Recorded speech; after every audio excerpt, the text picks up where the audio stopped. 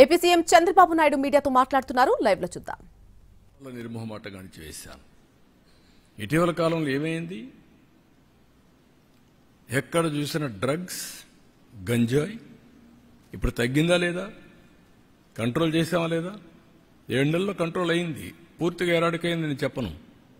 నేను ఇప్పుడు కూడా చెప్తున్నా మళ్ళీ, ఈ రాష్ట్రంలో ఎవరైనా గంజాయి పండిస్తే మాత్రం అది లాస్ట్ డే. ఎవరైనా ఆడబిడ్డల జోలికి వస్తే లాస్ట్ డే. గుర్తుపెట్టుకోండి, ఫర్మ్గా ఉంటాం, డిటర్మెంట్గా ఉంటాం.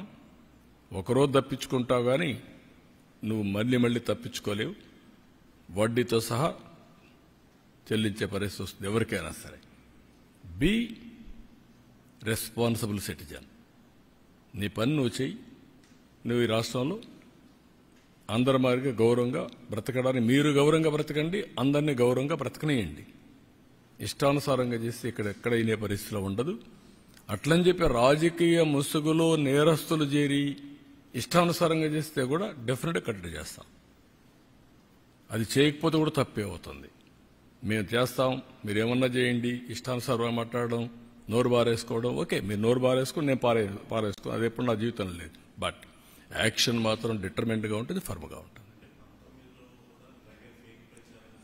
నేనేమంటానంటే అప్పుడు అందుకే 95 సీఎం అన్నాను. నరేంద్ర మోడీ గారి పైన ఎంత ప్రచారాలు చేస్తున్నారు, ఏమైంది? ప్రజల అప్రమత్తంగా ఉండాలి. That is important.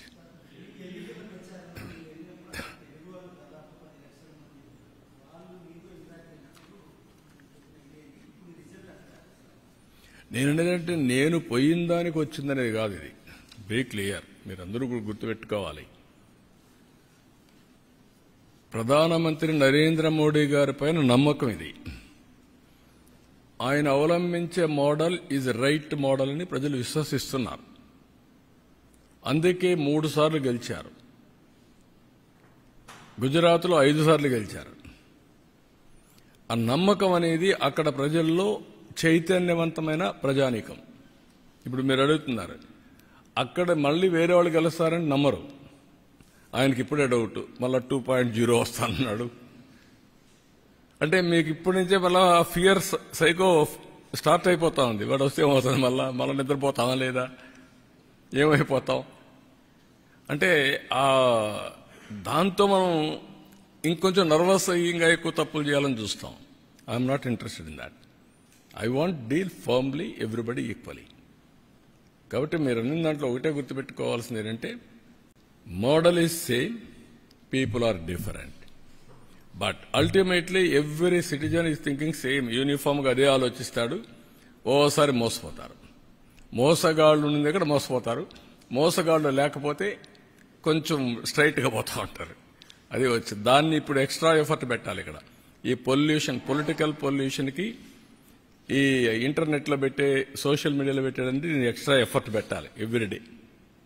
That is biggest task. నేను అందరికంటే బాగా పనిచేసి సంపద సృష్టిస్తానని చెప్తున్నాను. నీ సంపద ఎవరికి కావాలి? నువ్వు కక్ష తీర్చుకో, లేకపోతే నన్ను తిట్టు అంటే నేను ఎక్కడ తిట్టగలుగుతానవన్నీ? రాజకీయాల్లోకి వచ్చింది పబ్లిక్ని తిట్టడానికో లేకుంటే ఇది చేయడానికి కాదు కదా. దుర్మార్గుల్ని హ్యాండిల్ చేయాలి. No question of compromise. అవినీతి పరులు గుండెల్లో నిద్రపోవాలి. No question. At the same time political victimisation ఏం రాలా. నా life is not meant for that. కానీ అండర్ ఎస్టిమేట్ చేసి నాతో ఆడుకోవచ్చు అనుకుంటే మాత్రం నేను కూడా ఒక్కొక్కసారి మోసపోతాను, కానీ ఎప్పుడు మోసపోను. అప్రమత్తంగా ఉంటే ఎవడు ఎక్కడ పెట్టాలో అందరిని అక్కడ పెడతాం. ఓకే,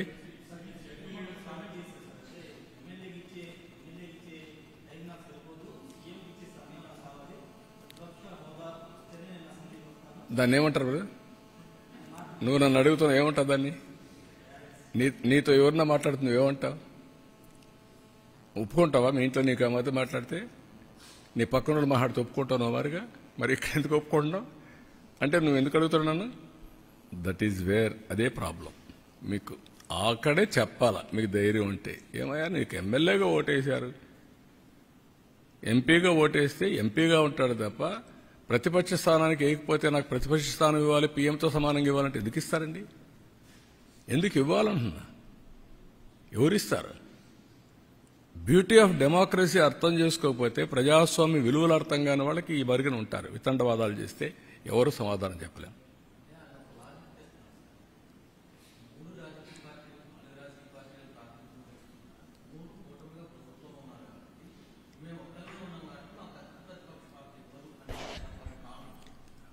నీ భావన ఆయన భావన కాదు కావాల్సింది, ప్రజల భావన, ప్రజాస్వామ్య విలువలు, ప్రజల భావన. నేను ఎగతాళి చేయడం లేదు. Will respect people. మీరు పేపర్లో రాసినా వాస్తవం అంటే నేను వింటాను. ఇష్ట ప్రకారం రాస్తే నేను వినకపోవచ్చు, చదవకపోవచ్చు. అదే సమయంలో నేను నీ మీద బురద జల్లేస్తాను, గుడ్డగాల్చి ముఖానేస్తా, కడుక్కొని ఎవ్రీడేట్ కుదరదు. I have to say very emphatically, damage చేస్తాను, ఇదే మరి చేస్తాను అంటే కుదరదు. That is where I'm saying. మీ డెమోక్రసీలో ఎందుకంటే నేను ముఖ్యమంత్రి స్థానంలో కూర్చుంటాను, నాకు ఓట్లు వేసారంటే ఎట్ అవుతుందండి? Be clear. ఒక ప్రైమ్ మినిస్టర్ని, ఒక ప్రెసిడెంట్ని, లేకుంటే ఒక చీఫ్ మినిస్టర్ని ఎన్నుకునేది ఆ రాజకీయ పార్టీకి ఓట్లు వేసినప్పుడు వస్తారు. 1/10 ఓట్లుంటే ప్రతిపక్ష స్థానం ఇస్తారు. మెంబర్స్ని పెట్టుకొని ప్రపోర్షనేట్గా టైం ఇస్తారు. అది ఇప్పుడు ఎస్టాబ్లిష్ చేయలే. మనతోనే రాజకీయాలు రాలా, మనతోనే కొత్త ఇది రాలా. ఎప్పటి నుంచో ఉండే సాంప్రదాయాలు ఇవన్నీ. ఢిల్లీ పార్లమెంట్లో సేమ్ థింగ్ ఫాలో అవుతున్నారు, మన అసెంబ్లీలో సేమ్ థింగ్ ఫాలో అవుతున్నాం. కడాన మీరు పేపర్లు, ఇప్పుడు అన్ని పేపర్లు వస్తారు అక్కడికి, టీవీలు. 5 సంవత్సరాలు కొన్ని పేపర్లు రానిచ్చారా, టీవీలు రానిచ్చారా? మీరు విలువల గురించి మాట్లాడడం ఏంటి? We will maintain that values, but exploitation అంటే మాత్రం కుదరదు. నేను I'm very firm on that. I'm very clear. మీకు అందరూ కూడా గుర్తుపెట్టుకోవాల్సింది, మనమందరం విలువలు పాటిస్తూ వేరే వాళ్ళకు విలువలు చెప్తే ప్రజలు అప్రిషియేట్ చేస్తారు. మనకు విలువలు లేకుండా వేరే వాళ్ళకి విలువలు చెప్తున్న విలువల కోసం డిమాండ్ చేయడం కూడా తప్పే. అదే జరుగుతుంది ఇప్పుడు ఈ రాష్ట్రాల్లో.